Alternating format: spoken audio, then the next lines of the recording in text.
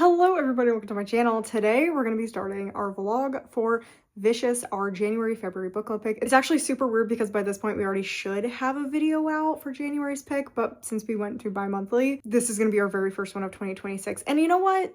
I am happy we went to bi-monthly. I think this was the correct step because it gave me a lot of time to do other things in January and kind of prep for this video. Unfortunately, due to scheduling issues, kind of have run into a similar problem that I was having that I was trying to avoid. I have found myself in the predicament of reading Vicious in 24 hours. It is Friday and this is coming out Sunday, so I gotta edit it Saturday night. So I think my plans are to read this. I generally on a Friday night will stay up till 1 or 2. And then, unfortunately, lately, my dog has been waking me up at 5 in the morning, and I do not go back to sleep if I'm woken up. I will go back to sleep like at 10 o'clock in the morning for like an hour or two just to catch up. Well, that gives me plenty of time to read because I will not stay up all night. I used to work third shift and that is one of the reasons my health is so bad. My body did not adjust to third shift and some things happened on third shift. So I will not stay up all night. However, I'm probably only getting 4 or 5 hours of sleep. And hopefully by 6 p.m. tomorrow, we will be done with the book. I really appreciate that the chapters are very short. I think that's going to be awesome.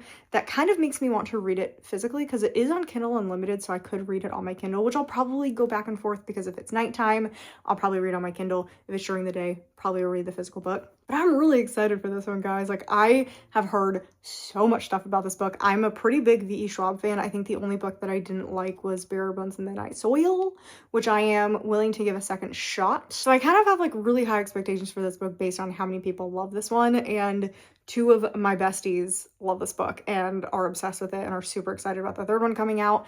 So I just really want to like this. I really want to like this. The funny thing is, I don't know that much about this book, which I think is probably pretty crazy.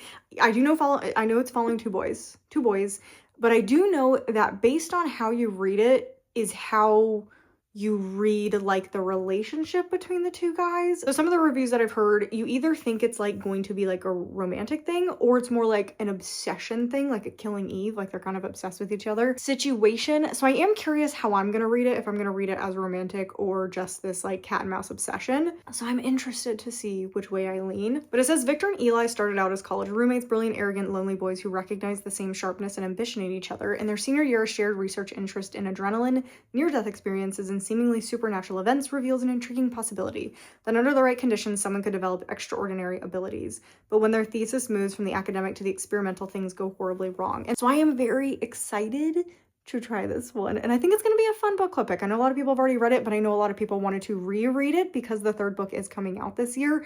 And it's been quite a while since the original duology came out. So I think it's going to be good for everybody to refresh or read for the first time. So that being said, this is the Lazy Book Club. We are just a super chill book club that reads a book now every other month. So Vicious is January, February's pick. But basically, we pick a book, I put out polls, you guys pick what book it's gonna be, and I do just like a really chill vlog, and we talk about it in the comments, and I'm just really excited about this. So, and of course, it's spoilers. It's entirely spoilers. That is the big thing. I don't mark it as spoilers because the point of this is the spoilers and to talk about everything in the book. So, that being said, let's get into reading Vicious. So, it is the next morning. If you couldn't tell, some things have happened.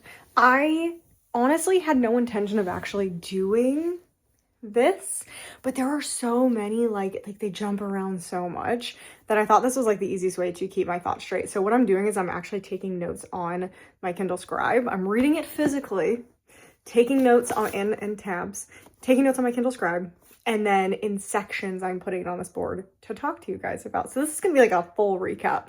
Like this is going to be probably the most full recap that I've ever done.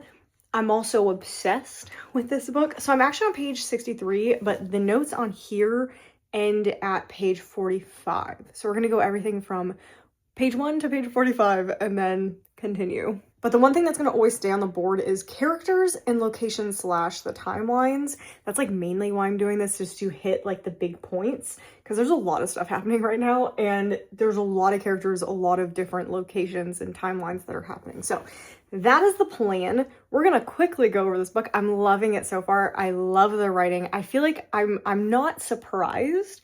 I am sad that it's taken me this long to read it, but I'm having a great time. If you couldn't tell, I don't do this for a book that I did do this for Midnight is the Darkest Hour, but that's because it was a wild book.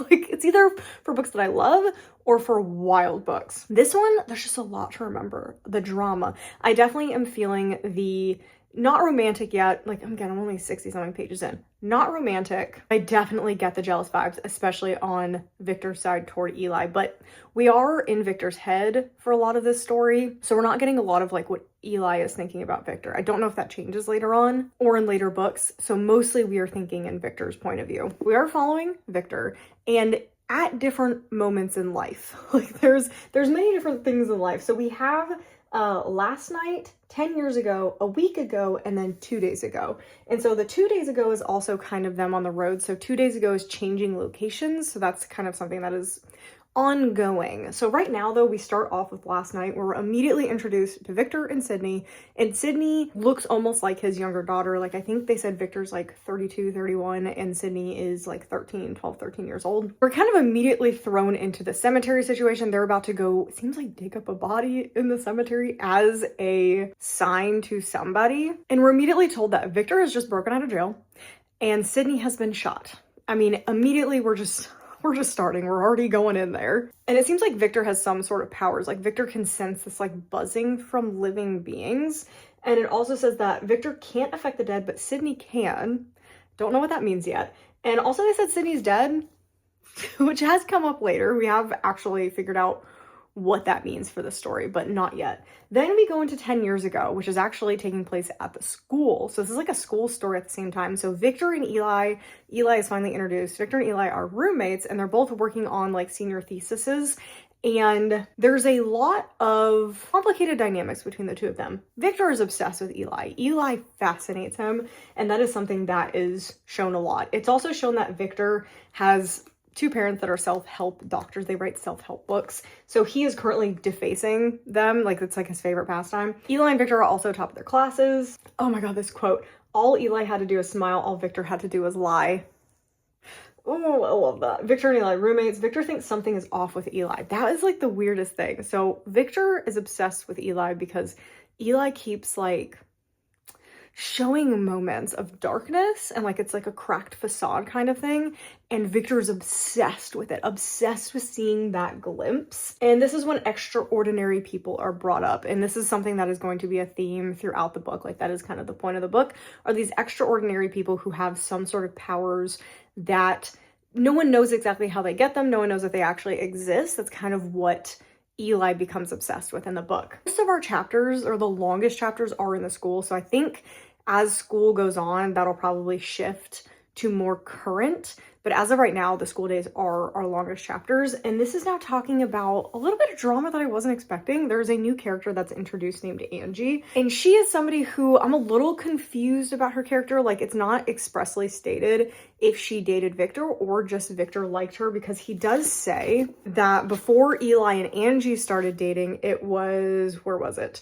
Her face was red from track and his was red from her. And that was Victor talking about Angie. So I don't think it was reciprocated. And when she met Eli, she immediately was interested in Eli. So Victor keeps talking about how Eli stole Angie from him. Sore spot. I'm sure it'll come up more later. And then I also thought this was more interesting. It wasn't just that Eli stole Angie from Victor. That was bad enough. But somehow Angie had stolen Eli from him too. The more interesting Eli anyway. So it does seem like when Angie's around, Eli is this perfect human being. And when she leaves, Victor is able to coax this darker side out of Eli. I can see why people were thinking this had like romantic vibes to it. To me, it is just, right now it does feel like more of an obsession story. Like we are obsessed with what or who Eli is as Victor. And I feel the obsession like seeping into me as I'm reading this, which is really fantastic writing. So we also get into more extraordinary things. Eli has decided to do that for his thesis project, which Victor is really confused about because, again, you don't know if they actually exist, so how are you going to do a thesis on these extraordinary abilities? So that's something like Victor is kind of like sus over. He's like, okay, well, what is his plan? Like, I don't want to be left out. What is he doing? So now Victor is kind of plotting to figure out what Eli is actually doing. And then jumping back to 2 days ago, we have Victor can sense things. We kind of got that idea in the first chapter, but now it really does seem like he can sense things, including pain. So it seems like he has a lot of like emotions or physical sensation that he can sense. And this is actually when we come across Sydney for the first time. So we have backtracked from before Sydney. So basically we met Sydney 2 days ago and then immediately started digging up a body with Sydney. And so we meet Sydney. Sydney's been shot. He takes the pain away but says, hey, I didn't heal it. So Victor can't heal things, but he can take the pain away, which is a very big like distinction. It also seems like Victor has taken away his own pain so he doesn't have to feel it. And I'm curious if that's also like emotional pain. That hasn't been brought up yet though. And then we very quickly, before, this is kind of where I stopped on this whiteboard, before we get into anything else, when we meet Sydney, we get a little bit more of like Sydney lore. And it does seem like there's something going on with Serena, who is Sydney's sister. It's very vague. There's like something brought up about a shot, a boyfriend, but we're not exactly sure what happened. And if there's something relating to the extraordinary people situation going on. So that's where we've stopped. I'm obsessed. There's so much intrigue going on right now. I'm having the best time. I'm having the best time. I think from now on, I'm just gonna put, because I'm pre-taking notes on my Kindle, I can really like pinpoint what the like really important parts are on there and then just reference my Kindle. So this should be a little more, it should cover a lot more pages and it should just be like, hey, this happened, and then I can kind of fill in the gaps using my Kindle because it's a lot to write background. This is only 50 pages and the book is what, 368? That would be such a pain in the butt to do for all of it. So hopefully this will cover the next like 100 pages, but we'll see. It kind of just depends because there could be a lot of information. So loving it so far. I'm having a fun time doing it this way just so I can keep track of everything because, again, a lot of information, a lot of bouncing around. So we're going to continue reading. Like I said, I am actually to page 63, but I'm kind of hoping to get to like at least page 150 before I update next. But we'll see. I kind of want to see what happens first. This is the update from page 45 to 129. So not exactly 100 pages, but good enough. I feel like we are definitely ramping things up. I'm also really surprised where this section kind of went to. I kind of thought we were going to be at the school a lot longer, but we definitely have already left the school. And I have a feeling that we are going to move primarily into the current day, so like the 2 days ago, and then we're going to switch to like a current perspective. So starting off this little section, we have 10 years ago, and it has one of my new favorite quotes. Eli had as many smiles as ice cream shops. It had flavors, and this one said he had a secret. So, I mean, we're still alluding to Eli having this darker side, but I will say it has toned down quite a bit in this section talking about Eli's darker side. We definitely started talking more about Victor's obsession more, and Victor is seeming like the bad guy. Like, I think they are both going to be bad, like quote unquote bad guys, more like gray characters. The series is called Villains with an S. I think everyone's just going to have their own motivations, their own morally gray characteristics, because Victor is not a good guy. Like, we are not following one evil dude and one good dude. They both are very self-motivated people, but Eli right now has not shown his hand. So I am curious when that will happen. They finally figure out that EOs have to have died. That's like the main thing, is that extraordinary people had to have an NDR or a near-death experience. And this is where it's like immediately, oh, so is Sydney an EO? Like secretly an EO? And that's kind of why Victor kind of was willing to take her on, because he kind of sensed those secrets potentially.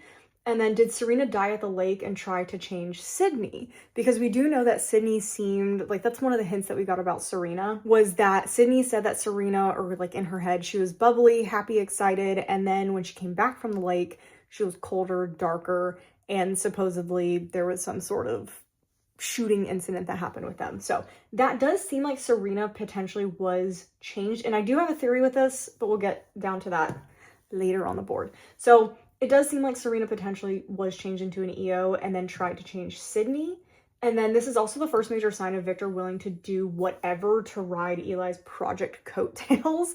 Like, he wants to be on this project. Like, when originally he thought the project was kind of silly, he was kind of like, okay, whatever, this is kind of dumb. I'm not really interested. But the second it showed promise, Victor was like, how do I plot? How do I get involved with this project? How do I make it my thing as well? And like, there's a whole section about Victor goading Eli into taking the project a step further. Of course, we don't know Eli's perspective. We don't know if Eli always wanted to do this and was just going to leave Victor out of it. We don't know how devious Eli actually is and if he is devious. At this point, Victor feels like it's his idea that he was able to kind of manipulate Eli into actually physically trying to become an EO instead of just doing research about it. I didn't put everything on this board. I've got my little notes on my Kindle Scribes. We do know that Victor has some sort of like numbing pain ability. We already kind of were there, but it does seem like Victor has been using that on himself a lot. So I am curious if he's just always living without pain and choosing not to feel things. And is that pain just neurological,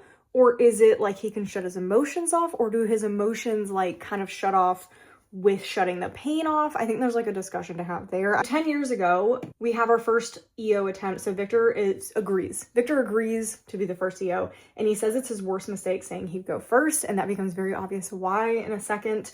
But his attempt did fail, and now it's Eli's turn. We also learn in that chapter that Eli has crisscrossing scars on his back, and he says it is from his father. But again, that is Eli telling us this. We don't necessarily know if that's true or not. I'm pretty much taking everything both of these men say with a grain of salt, just knowing that someone could be lying at any time. Eli is also incredibly religious. He did say his father was like a reverend, I think, something like that. So that would explain that. But I am curious where, like, if he is going to feel like he's become God and that's where we're going in the story. I don't know, but he kind of gives everything over to like saying, yeah, God, like God gave this to me. So when Eli gets his powers, he said, yeah, God did this. And there's a really strong moment where Victor says, no, I did this for you. I did this for you. And it's like, oh, oh, Victor. But anyway, going back to 2 days ago, Victor is looking at articles. He's trying to find Eli, and there is a story about a civilian hero. The robber is identified as Barry Lynch, and it figures out that this guy does sound like an EO, and it sounds like this unidentified weapon he was using, it was his power. Like, no one can identify it because there really probably was no weapon. It's something that the dude can do. And there is a picture of the civilian hero, and it is Eli, and he has not aged. So back to 10 years ago, Eli has developed his power. They do this water ice method, and it does seem like the method of death and also personal experience does lend to what your power is going to be. So Eli's power is healing. Victor sees the success and he is very upset about it, and he becomes incredibly jealous and very, very desperate to get his own power, because now Eli is kind of uninterested in helping Victor. He thinks that they should just be done. And does Eli care about Victor and is afraid Victor's gonna die? Or does he not want someone else to be an EO? Does he not want Victor to be a part of this? It's kind of a constant question with what is going on here. Then we get to Victor's next attempt, which he does without Eli's approval. Eli kind of figures out what he's doing, thwarts his attempt, but then Victor does enlist Angie's help, which is kind of the start of the end for Victor. So Victor ends up lying to Angie and gets Angie to help. He basically explains to her that he took this pill that is supposed to help with the transformation, but he will die if he's not transformed. So she agrees to help him with her engineering stuff, and it obviously goes horribly wrong. Angie does end up dead. So Victor wakes up and he is noticing this like buzzing sound, and he hears screaming. And originally he was in like tons of pain, feeling like he was being electrocuted, but then it sounds like Angie's actually the one being electrocuted now, and he can't turn off this buzzing. And when he finally does get it turned off, Angie is dead on the floor. And the crazy thing is, he doesn't even want to or attempt to revive her. He doesn't want any type of more evidence that he was here, which is crazy because I feel like it's very obvious. Like, you should have tried to revive her. I feel like that was the play. Not reviving her was not the play. But I honestly think he didn't revive. I feel like he's lying to himself. He's lying to us when he says that he didn't attempt it because he doesn't want to show that he was here. I think that he didn't revive her because of the jealousy of her taking Eli away and Eli taking her away. I feel like she was a contentious point in their relationship, and Victor saw this as a way to get rid of her, and I think he took it. On the other hand, 2 days ago, that timeline, Sydney seems to recognize Eli, and this is kind of where I'm like, okay, Eli knows how to make EOs. Serena disappears, comes back, probably an EO. We don't 100% know, and then tries to make Sydney an EO with her boyfriend. It's looking like potentially Eli, I don't know if he's the boyfriend, but it does seem like Eli had contact with them and potentially was involved with the situation, and he's trying to create more EOs for some reason. Maybe it's to see different powers. I'm not exactly sure why. So back to 10 years ago, instead of reviving Angie, Victor decides to call Eli because Eli is blowing his phone up, and he says, hey, Angie's dead. Angie's dead. It's not going great, but the EO thing worked. The EO thing worked is crazy. Like, so happy. So Eli's kind of like, oh, buddy, what the hell happened? Victor says that Eli seems more concerned with the EO status than he does of Angie's death.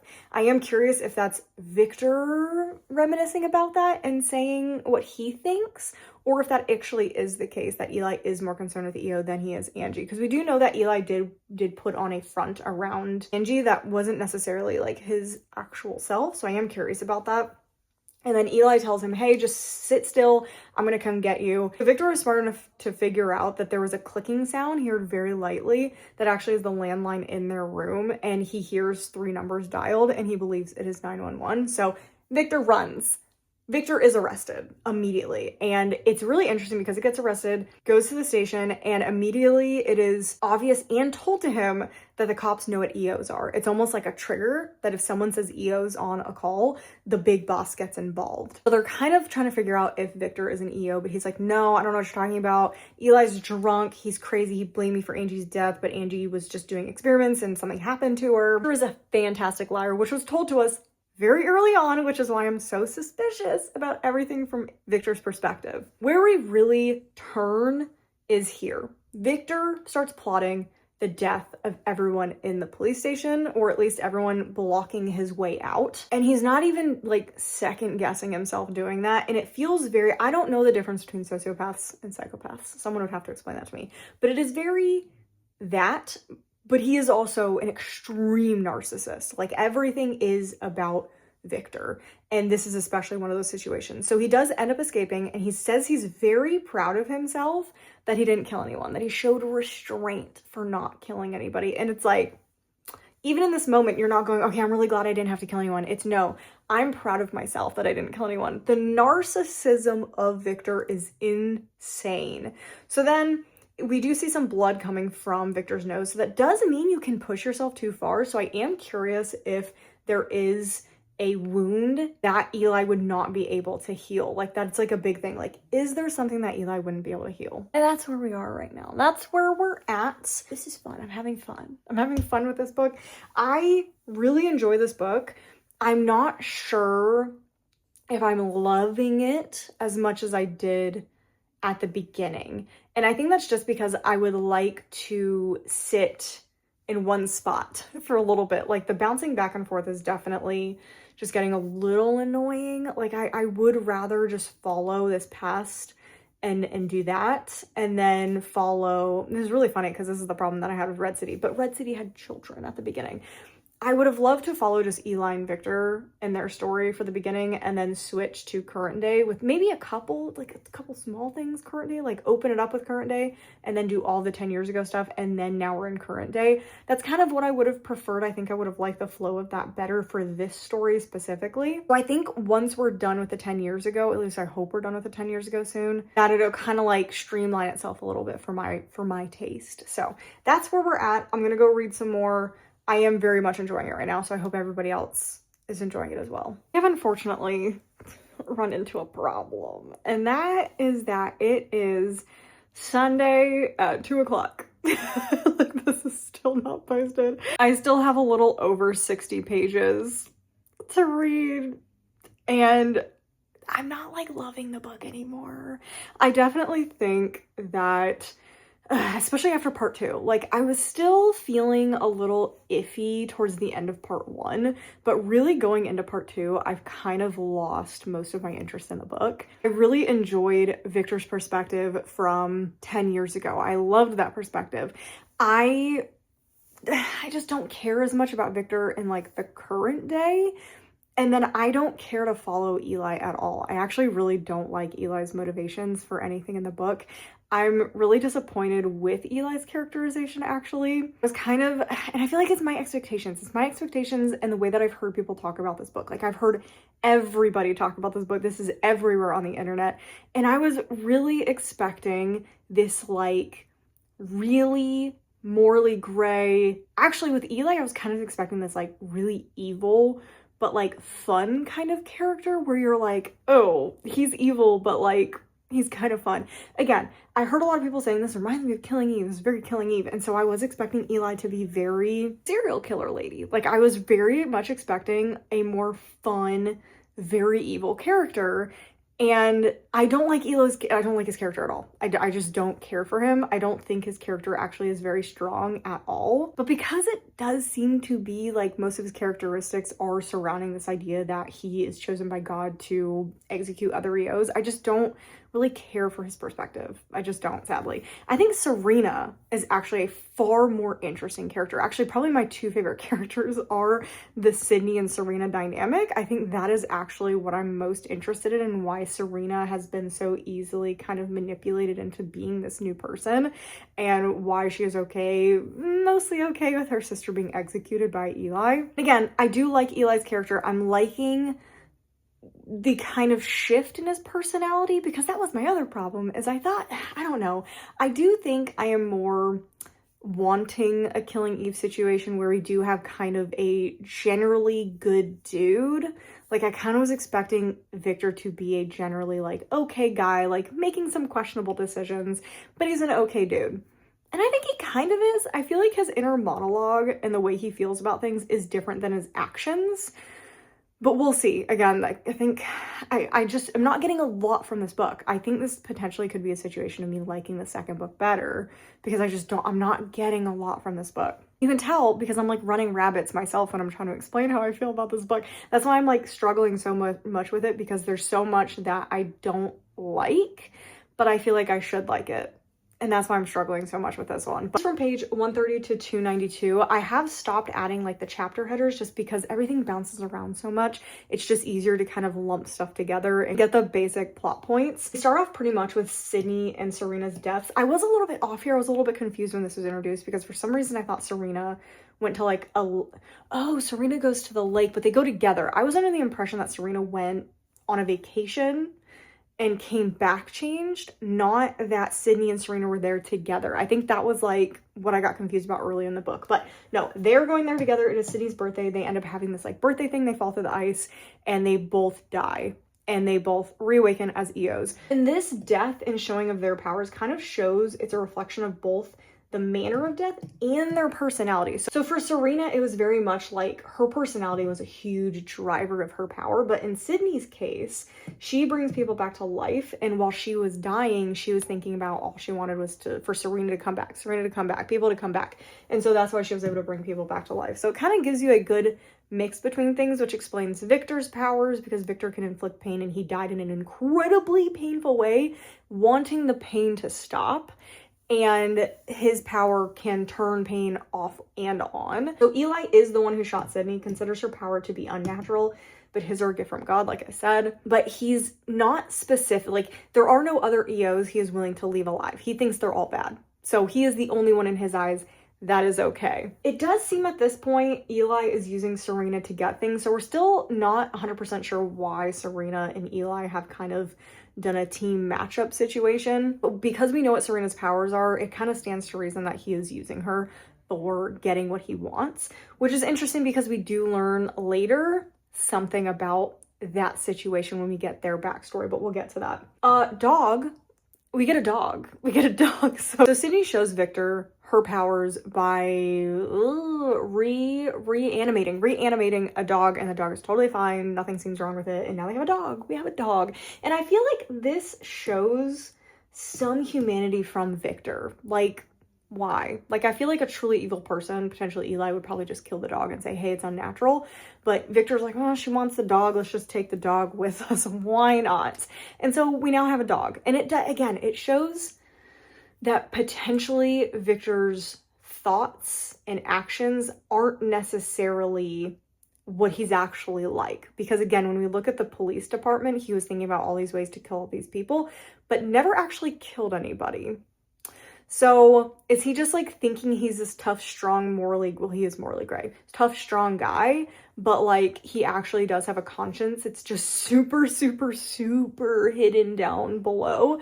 But his actions do reflect someone who thinks about these things and is unwilling to actually just murder people. Kind of like, I mean, Eli just kills people and doesn't even really think about it. So we end up going and bringing Barry to life so that we kind of ask him a couple of questions, like what's going on. Turns out that Eli called the robbery a tryout for his like hero league, and it was all a setup so that I could paint himself as a hero in the public eye. And there's like a really good quote, and it's Eli telling himself, he's like, I won't say it out loud, but he says, I wanted to be seen. Like, I want to be seen by people doing these things. He justifies his actions saying that God wanted this, but most of the time it is just about himself and being this hero in everyone's eyes. And then bringing back an EO, it short circuits their powers. Like the dude could kind of use his powers, but not actually. And also Victor wasn't affecting him, so he could not use his power on the previously dead EO.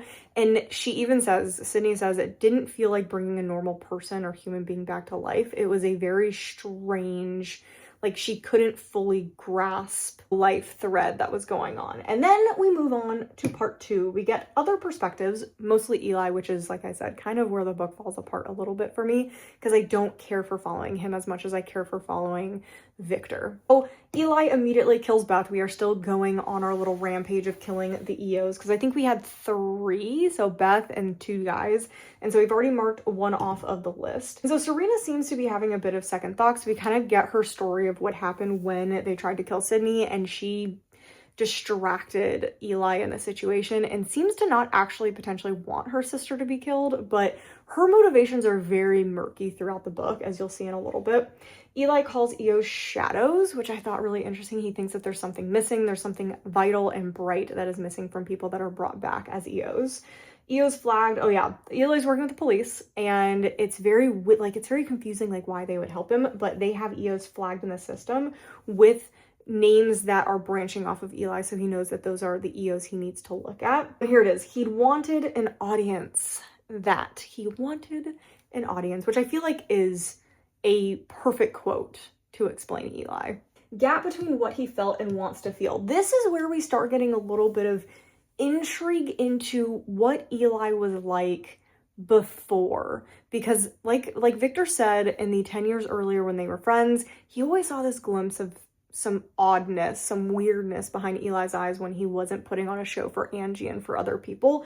And so it does seem like there was a moment in the past. Eli talks about how he feels, and he said, I feel this emptiness inside of myself, but it was still there before I changed. Before Angie died, before I changed, every once in a while there'd be a glimpse of feeling nothing. And so he's always had this in him, which makes me think that I think all EOs have a bit of, they kind of talk about it, they have more confidence. They lack of fear. The having powers will create a almost narcissistic person who thinks that nothing bad can happen to them because they've already defeated death. But it does seem like Eli's personality has taken a step further, because Sydney doesn't act crazy. She doesn't act removed from things. Victor is not going around killing everybody possible. So it does seem like when Eli died, that part of his personality was amplified, like kind of, again, how Serena, she always got her way. That's what her power is, and that's kind of what got amplified when she changed.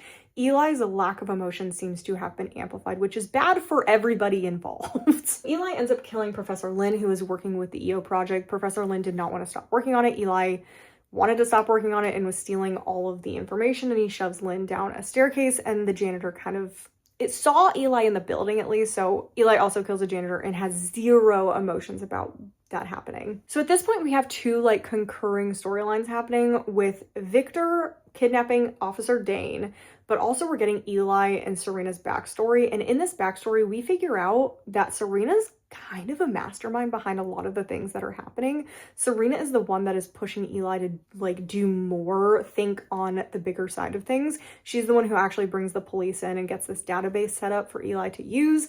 And Eli is not sure how he's feeling about that because it's almost taking the spotlight off of him, and he actively wants to kill her, but she won't let him because she tells him every single day, "You're not going to kill me today." And he says, "One of these days you're going to forget to say that." And she says, "Well, not today." Again, it does seem like Serena is a mastermind. So is she just bored? That's what we're kind of trying to figure out with Serena, because she seems to not want Sydney to be dead, but she seems to have no qualms about other people dying. And it's a very conflicting nature with her. And then, like I said, at the same time, we have Officer Dane, who Victor ends up killing, has Sydney bring him back, and it turns out that Serena had the officer under compulsion, work for Eli and call him a hero, and Victor wanted to kill someone under compulsion to see if they were woken back up, if that compulsion would go away. And it turns out that even through death, the compulsion stays. So when Dane was brought back to life by Sydney, he is still compelled to do what she told him before. Then we have, it turns out that Dane is the first person Victor has killed intentionally. So the first person he killed was Angie, but it was accidentally. He didn't know what he was doing. And then he did accidentally kill someone at the police department when he was escaping, like originally back in the day. This is the first person he's ever intentionally killed and thought about. And that just doesn't match with the way he talks about things. And I think that's a really this is why I like Victor.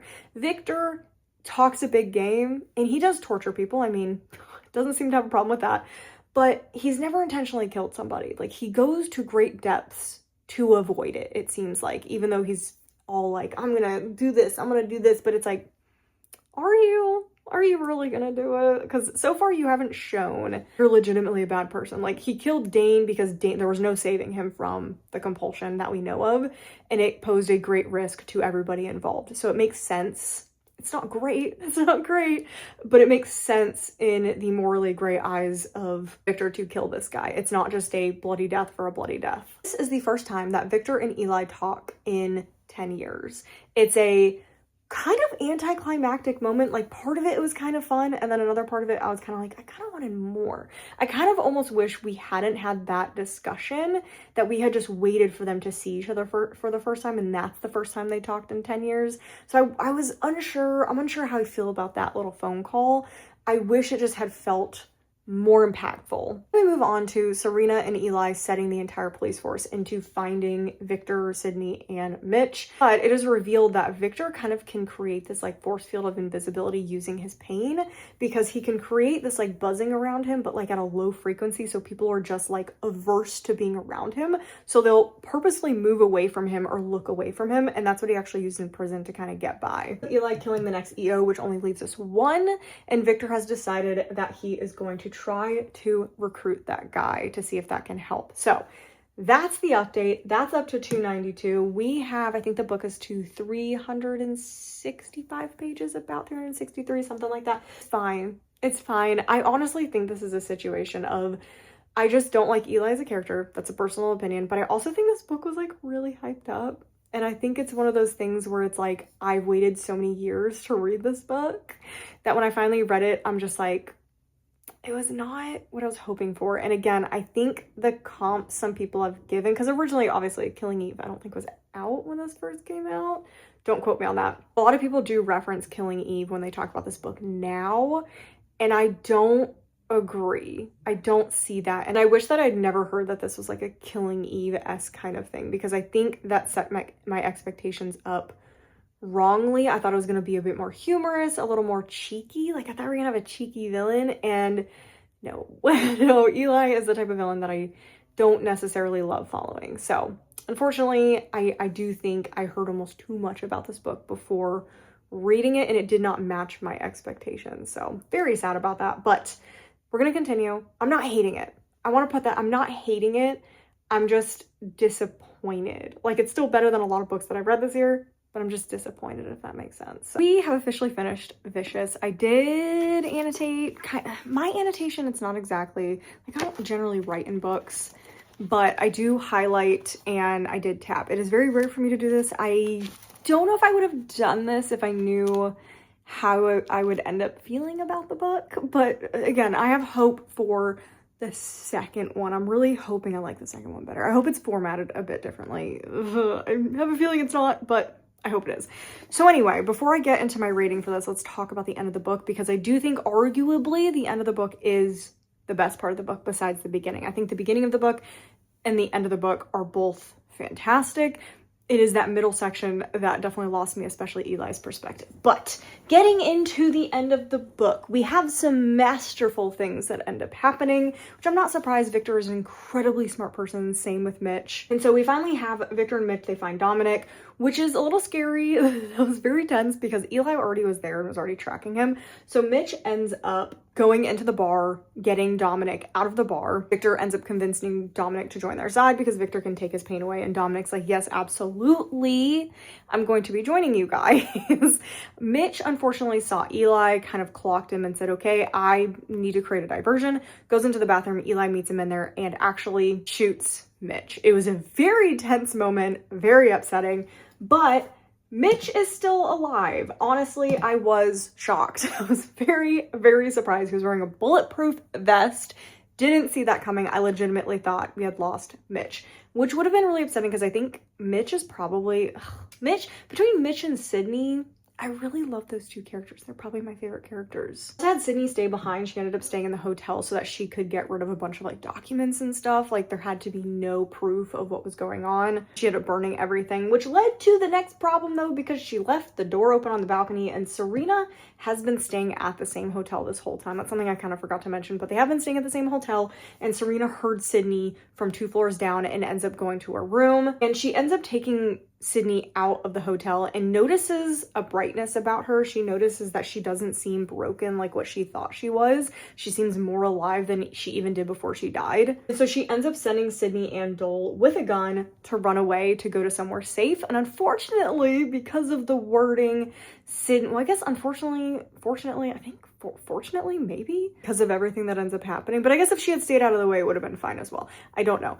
Anyway, because of that, she actually runs towards Victor. So she knows Victor is going to be at this certain location because she's the one who posted like the ad thing on the website where he was going to be. So she ends up running there because Serena told her to go where somewhere safe, and she feels safe with Victor. So whoopsie, Serena, you sent your sister back into the lion's den, so that's fun. Also finally got an explanation from Victor how his guilt feels. So that is something I've questioned the whole book is, are these EOs, like, are they actually feeling things? Like, is it because Victor was very self-centered to begin with before he died, and it does seem like he is pretty self-centered now. Again, I still think that Victor wants to believe he has no feelings, but I think he does. I think he feels certain ways about things. He's just choosing to numb himself, because that's something that's questioned later on when he says, hey, call Sydney and see if she's okay. And Mitch goes, starting to think you might care. You sound like you care about her. And I kind of agree. So Victor says that he has no guilt. He could kill someone without a second thought, but he's taught himself the word wrong to recognize when a situation is wrong. But I don't know. I kind of am of the opinion that Victor has more emotion than he's letting on, and that he even knows of. And I definitely think that's something that we potentially are going to see in the next book. Stella ends up calling Serena instead of Eli. Eli's the one he's supposed to report back to, but Stell obviously has been trying to fight the compulsion. He does not want to help Eli. So he actually calls Serena, and Serena finds it very interesting that Stell called her and not Eli. I think it's almost like she kind of enjoys that fact. So she holds this close to her chest. She doesn't end up calling Eli about what's going on. So at this point, Sydney has run to this location, gets caught by Eli, and Dole is actually killed by Eli.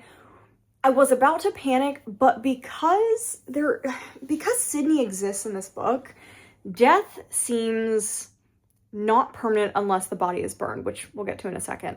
So for me, Dole's death wasn't impactful, which is a good thing because dog deaths would not be happy about that.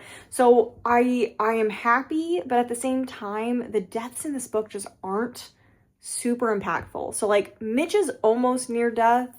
Because of how it was written, I was suspicious that, well, actually, no, I was pretty shocked, but I kind of figured he'd be brought back to life. Like, I thought Sydney would bring him back to life. Because of that, I didn't get, like, super, super emotional when I thought Mitch was dead.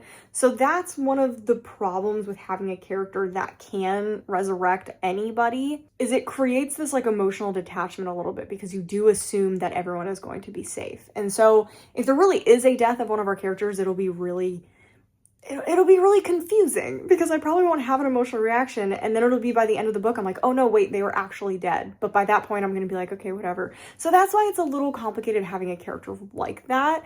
I generally don't love books that have a character that can bring people back from the dead because it's overused a lot in the book. Oh, Serena does end up catching Mitch and forces him to put the gun on himself and forces him to pull the trigger, but Mitch was the bait for Serena because there were no bullets in the gun. There were no bullets in the gun. That was amazing. Again, I thought it was gonna be a situation where he dies and Sydney was probably gonna bring him back to life because she's at the building. No, there were no bullets because it was bait, and then Victor literally goes and kills her, and I was like, oh. And then we burn her body, so Serena is dead.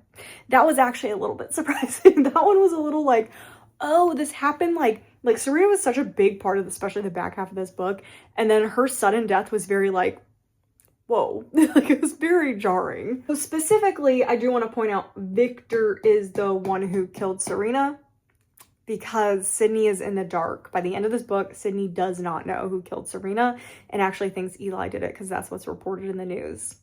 So now I'm worried we're creating a villain in Sydney, but like, I really hope Sydney understands why Victor did what he did. Like, literally, Serena could not be left alive. I am curious if Serena had come back to life, if Sydney was able to bring her back, if her powers would have been wiped, but I don't know if it was not worth the risk. Especially according to Victor, it was not worth the risk, and Mitch was okay with it as well. And Mitch is kind of like my guiding light in this book, like what is wrong, what is right, and Mitch was like, yeah, we gotta do this pretty much. But thank God, Dole is alive, he's revived, and it also confirms multiple resurrections are possible, but she had a really hard time doing that resurrection. So I'm assuming there is a limit to the resurrections. I'm also curious because she said she like had to go deeper than she ever did before to pull on his like life string. I'm curious if Dole is going to have some sort of powers. I think that would be kind of cool if Dole ended up with some sort of EO powers because he was like dead like not resurrectable, really dead, and she seemed like she had to do something a little bit extra to get him back. So I am curious if he will have some sort of powers. I don't know. So Eli ends up killing Victor. Not really surprised. I was like kind of wondering where this was going. So when Victor died, pain dampening disappeared. Same with Serena. So when Serena died, Stella no longer was under control, or anybody was under control. So that, I was like, oh, you had to kill Serena. Like, you had to kill her no matter what. And that was a big deal because Stella shows up and arrests Eli, and it does seem like that was Victor's plan the whole time because Victor knew he couldn't kill Eli, at least supposedly. I wonder if cutting his head off would kill him. I mean, right? Like, you separate the head and the body? I don't know. Or burn him. But apparently he was not confident that he would be able to kill Eli, or like didn't want to kill Eli. He wants to see Eli suffer. The worst thing that could happen to Eli is not death, but it is the tarnishing of his reputation. So Victor did give Eli something he wanted. So Eli, early on, he made this confession that he didn't want to be forgotten, and that's where the fake name Ever came from. And so Victor gave him that. He's never going to be forgotten. He's known as a serial killer, but it's in the worst way possible because he wanted to be thought of as a hero. Like, he thinks of himself as a hero. So he is a villain, but no one's going to forget him. No one's gonna forget him. So, I mean, he did that for him. And then Sydney, at the very, very end, brings Victor back to life, and he gives a little smile, and you're like, that was his plan. That was his whole plan, was to make Eli suffer, not necessarily kill him. So that's where the book ends. We are finished with Vicious. I am unfortunately disappointed in this book overall. I am gonna give it a 3-star, solid 3-star. I enjoyed a lot of it, but there was a lot that was not my cup of tea. I don't think it's a bad book at all. I think the writing is phenomenal. I think the pacing is really good. I think the plot is really good. It's just not necessarily personally for me. So I am going to try the second book. I'm probably not going to buy the second book, but I'm going to check out the second book and see if, because this almost feels like a prequel. Like, it's really interesting reading this. It feels like a big prequel to like the next step of what we're doing, if that makes sense. So I'm excited to try the next book in this series just to see what I'm feeling about it and see if like what they're gonna do, because I don't know what they're gonna do next in this. I think the next one is called Vengeful. So I don't know.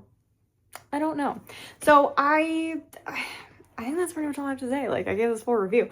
It was, I feel no different about it than basically what I told you about before. Eli was a big problem for me in the book. I didn't like his character. I wanted it to be more snarky on his end. I want it to be two almost like evil super geniuses pinned against each other, but in a more fun way. Again, I wish it was Killing Eve. That's really what I wanted. I wanted to be more Killing Eve. I just love a little bit of humor in books like this, like with my morally gray characters.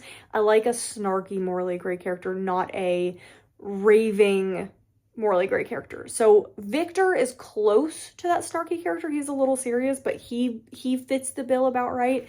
Just Eli was not for me. He absolutely wasn't. And arguably, we got rid of one of the more interesting characters, which is Serena. I still don't know what her motivations were throughout this book. Like, she had such conflicting actions and we never got to really resolve them. And so that I find unfortunate in this book. So that's where I'm at. This is going to be a 3-star. Next month, we are going to be starting Blood Over Brighthaven. So that is our April book club pick. Hopefully I will read it earlier because I definitely got caught out on this one. Anyway, if I read Vengeful, which I probably will, I'll definitely have it probably in either a mood reading vlog or it will be just in a wrap up. So I doubt this month, but maybe next. I just don't want to wait too long because it's one of those things where I don't want to wait too long because then I'm not going to read it, because that's what always happens. So I probably will hopefully pick up the next book in the next month or so. So if you are looking out for that review, check wrap ups, but we'll see. I might do another mood reading vlog soon because I really enjoyed doing that. So anyway, that is everything that I have for you today. Definitely let me know down below what your thoughts were on the book. Probably not going to be doing this format for book club stuff. Like, this was a special moment. I thought it was going to be a 5-star. There was a lot to keep track of, so definitely this is not a normal thing for this video. So don't expect this again for the lazy book club pick for April. It's not going to happen. It was also a pain in the butt. This is what ended up taking me a really long time as well. If I didn't have to do this, I actually probably would have been done a couple hours ago. Yeah, like I said, let me know in the comments down below if this is your first time reading Vicious, your second time, third, however many times you've read it, if you ended up rereading it for this vlog, what your ratings were, if your rating has changed, if you've read it multiple times, if you're excited for the third book. Also, let me know what you thought about the second book, but no spoilers for the second book, but I want to see kind of what people thought about the story. And yeah, that is everything that I have for you today. If you made it this far, leave a skull emoji. Lots of skulls on this cover. Leave a skull emoji to let me know that you were here. That's everything that I have for you guys. I hope you guys enjoyed it, and I'll see you guys in the next video.